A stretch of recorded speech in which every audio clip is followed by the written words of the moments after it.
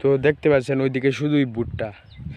এই এই জমিগুলোতে কয়েক সপ্তাহ আগে ছিল আলু, আলুর পরে হয়ে গেছে এখন ভুট্টা।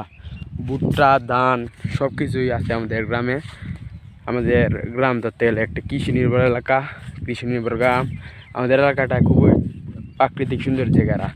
দেখেন সামনে টমেটো বাগানে দেখেন প্রচুর পরিমাণ টমেটো,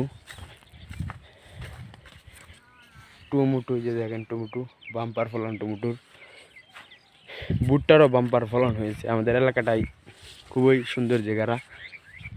আসছিলাম আমাদের ভুট্টাকে দেখতে, তাই আপনাদেরকে একটু ভুট্টা কাটার ভিডিওটা দিলাম। দেখেন প্রচুর সুন্দর আমাদের এলাকাটা। এই যে এই গাছটি দেখতে পাচ্ছেন, এই যে এটা হলো বিল, সামনের এরিয়াটা হলো বিলের এরিয়া। সেখানে প্রচুর পরিমাণ পানি হয় বর্ষাকালে। তো এখন বর্ষাকাল না, তাই আমাদের এলাকায় প্রচুর সবজির ফলন হয়েছে। ভুট্টা বাদে আমাদের এখানে আলু, টমেটো, গাজর, মূলা, শসা সব কিছুরই বাগ রয়েছে আমাদের এলাকায়। আপনারা আসবেন। আমাদের এলাকার লোকেশনটা হলো কিশোরগঞ্জ জেলা, পাকুন্দিয়া থানা, সুকি ইউনিয়ন, 6 গ্রাম। তো আজকে ভিডিওটা এই পর্যন্ত। সকালে ভালো থাকবেন। আল্লাহ হাফেজ।